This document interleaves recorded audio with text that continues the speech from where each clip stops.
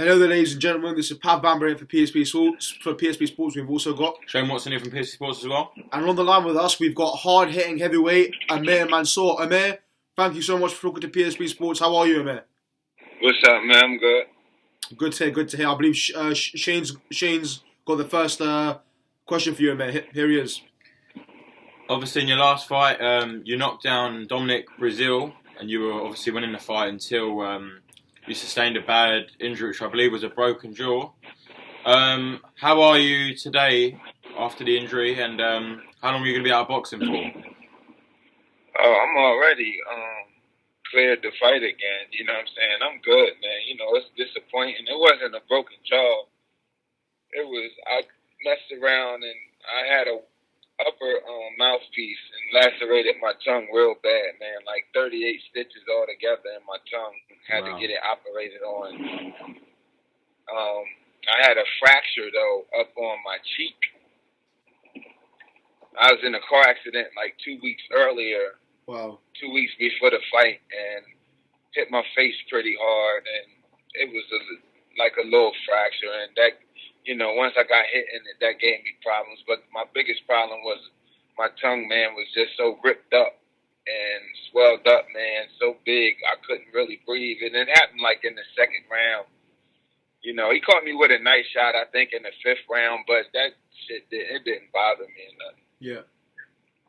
No, for sure. And Amir, I mean, from your perspective, from your trainer's perspective, how do you see the fight unfolding with yourself and him? And you know, looking out for the future, are you able to make any improvements in particular, having looked back on that fight now? Say that again? I'm saying, when you and your trainer look back on the fight, how do you see the fight going when you watch it back? And are you hoping to make any improvements in your arsenal and in your game in the future? Well, I shouldn't have really never let him even touch me, man. I mean, you could see his punches coming from a mile away, but, you know, they really wasn't effective, so I just got real careless, man. I didn't care if he hit me or not because I knew he wasn't going to hurt me. But, you know, when you're in the ring, man, you're not using your head like I should have been. And then I have a bad habit of biting down on my jaws and my tongue when I'm fighting. And my trainer, Ben, told me, you know, change your mouthpiece up to top and bottom so you won't do that no more. But, you know, being a hard-headed, and I ended up really, man, just really clipping both sides of my tongue completely the hell off, man, and just messed myself up, man. And really, you know, you don't feel much pain when you're in the ring, but you do swell, you know, and I swell pretty fast. And my tongue, man, just swelled up the size of my daggone fist inside my mouth to a point where I couldn't close my mouth. And, you know, that was that. But, like, really, we wouldn't do too much different, man. I mean, we won every single round. You know, we didn't get our ass kicked. So, right. Wouldn't do too much different, man, you know, really at all. You know, just make him miss a lot more. I wouldn't get, you know, bullheaded. I'd like to give the fans a fight, you know what I'm saying? So I wouldn't have got that bullheaded, and, you know, I'd have got out of the way of a lot of his punches because he's real slow. Okay. Obviously, on the back of the defeat, Breazeale's now earned a world title shot against Anthony Joshua in London. Does it not disappoint you and frustrate you about the outcome of that fight, considering you were winning the fight at the time? That this should be your day in London. You should be getting that big payday, and you should be on that big stage fighting for the world title. Does that disappoint you and anger you as well? Man, it's heartbreaking, man. Heartbreaking. So have you got any name of an opponent or anything for when you get back? Because your career's far from over. I mean, one good victory and you're back in You're back in the rankings again to be a potential opponent for Anthony Joshua, or could be for Wilder or anybody in the heavyweight division. Yeah, no question about that. We do have some guys in name. We got some guys that we actually negotiating with. They sent the offer, you know, that wasn't really just wasn't feasible at all. But we're working on some things, man, and hopefully, man, y'all see me soon. Like I said, July next month, you know, we're working on something, man, that would take place around between the 7th and the 15th. Okay. Okay, that's good. That's good. That's something to work with, I suppose, and something to look forward to as well, and something to motivate you for training. To look something to look forward to coming back with as well. Yeah. Absolutely. I mean, it sounds good. And Amir, recently there's been a lot of boxers who've been found guilty for taking performance enhancing drugs. And the most notable one recently was Alexander Povetkin and Lucien Bute. What do you think the governing bodies need to do to clear the drugs out of the sport? And also, this means Deontay Wilder has no opponent. And also, what do you make of Deontay Wilder's reign as WBC heavyweight champion? Do you think he could have fought, a few better fights, a few better guys? And also, do you think he can be beaten by guys like yourself and Fury? Well, I think Deontay is developing into a great fighter. I really do. He's starting to learn how to push past a certain point of fatigue. He's learning, man. He's learning on the job. Golden Boy, they babied him and had him fighting the little bums, and now that he's world champ, they can't just, throw him in there with the lions. You know what I mean? So I think he's progressing very, very well, man. I think he's really becoming a true world champion. In terms of getting in there with somebody like myself or others that, pack that punch that I punch, I don't know, man. There was some talks about us fighting at one time that seemed pretty serious, but that didn't go through. Of course, any fighter's goal is to fight for the heavyweight championship of the world, So, we'll see what happens, man, but, he, just like Klitschko did, Klitschko fought a lot of bums for a lot of years, man, He didn't really fight any serious opponents defending his title, And I think that one of the only fighters, I guess, I would say is Anthony Joshua is not trying to go that route. Breazeale is a tough guy. He's not really a bum or anything. He's just slow as hell. And I think that's very admirable of Joshua taking on somebody like that for his first title defense. Sure. Obviously, you've previously fought, I think they're both from Philadelphia, actually, Steve Cunningham. Mm-hmm. Steve Cunningham coming off a world title shot against Glowackic cruiserweight, though, instead of heavyweight. But he's still quite high ranked in box rec. I think he's ranked in the top 11 still, actually. But what do you think Steve Cunningham's got left? And do you think he can do anything in the heavyweight division to shock anybody? Or is that a rematch that maybe you're even looking for? Or me and Steve would love to do the rematch, but we know if we did the rematch, they would have to pay. We've become very, very close, man, since that fight, Right. Some things stemming from his daughter and me asking people to help donate and people listening to my call and he being able to raise a lot of money.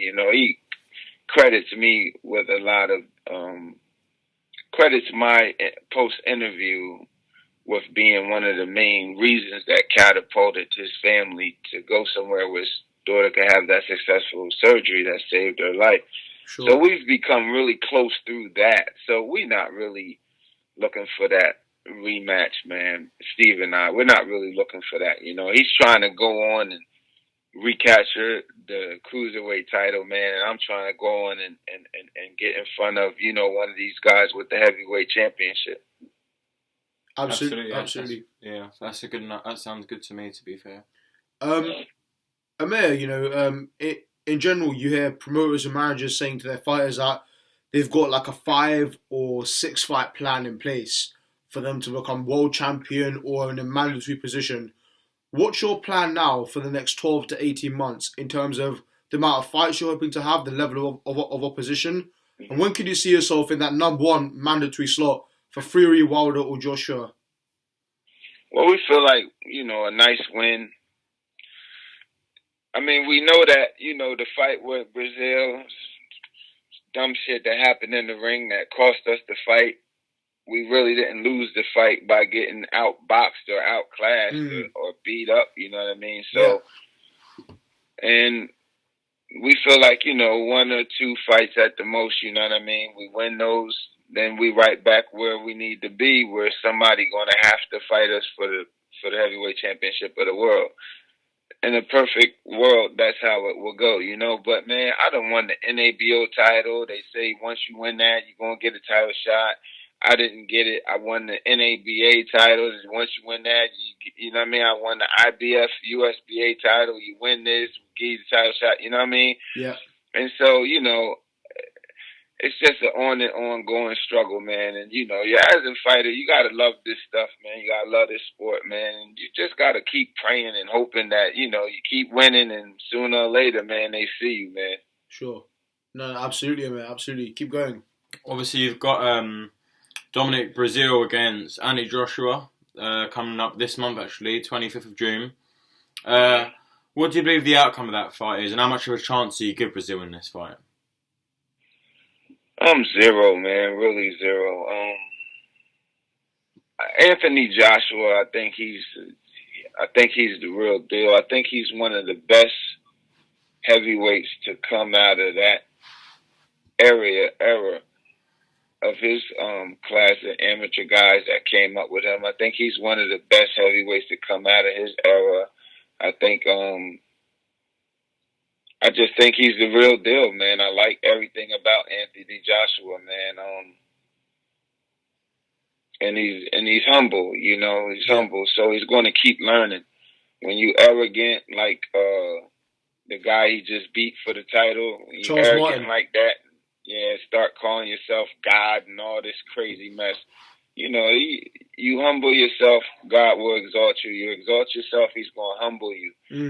And so I think Anthony Joshua is a very humble kid, man. He looks like he has a very hard work ethic. And, you know, I'm a fan of his, man. You know, I guess the only good thing that did come out of the situation with Breazeale is that Breazeale's fighting him and I'm not, you know what I mean? But, of course, I would be ecstatic if I were there fighting him. I would be very, very happy, you know what I mean? But I like Anthony Joshua. I don't think Breazeale got a chance in the world. He's just not fast enough at all for Anthony. No, of course. I think the gloves are off aired yesterday, Amir, and the gloves are off is HBO's equivalent of the sit down with Max Kellerman here in the UK. And basically, after that, a lot of fight fans were saying that Breazeale looked scared. His leg was actually moving at a pace of like 100 miles per hour. In the face-off, his leg was moving very fast, and the presenter actually asked him, "Is he anxious?" Because he looked very nervous. Amir. Yeah, man. I mean, look, I'm 43 years old, man. I whooped his ass for 5 rounds straight. You know what I'm saying? And I was faster than him. I was stronger than him.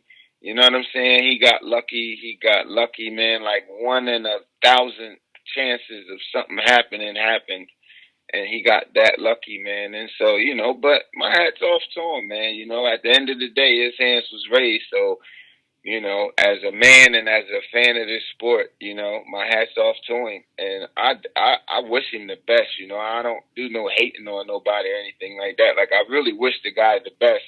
But I just don't think, as a boxing fan and analyst, I just know that he doesn't have anything for Anthony Joshua. I think Joshua's too strong. I think Joshua is too fast. And I think that Breazeale is going to tire out very early with Joshua.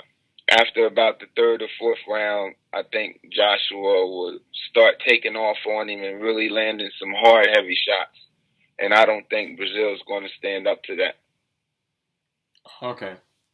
Well, I want to say a massive thanks, Amir, for talking to us today and giving us your advice on the fight and telling us about your future in the sport as well.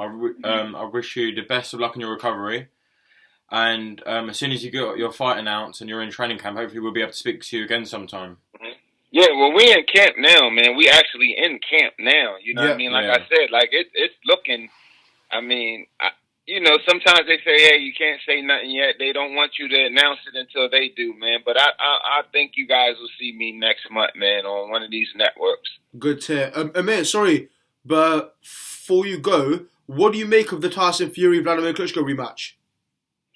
I think Tyson's going to beat him again. I don't know. I mean, maybe Klitschko could pull one out of his hat. I certainly would like him to be able to do so because Tyson Fury is not the type of boxer that should have been able to beat Klitschko, but we know that he's fighting the old Klitschko, a Klitschko that's been reigning for the last, 13, 14 years. You know what I mean? Probably got bored, got tired, no real challenges in the ring, and lost his title as a result of that, you know. I think that if Klitschko gets up for this fight and comes in, if Klitschko could come in 60% of what he used to be capable of doing, if he could come in 60% from 100% of his best, he'll beat Tyson Fury at his 100% best, easy. If he could just come in 60% of what he knows how to do in that ring, he's going to beat Tyson Fury. I don't think Tyson Fury is a real good fighter. I think he's just real tall, knows how to use his weight. He does train hard, though, so I give him that.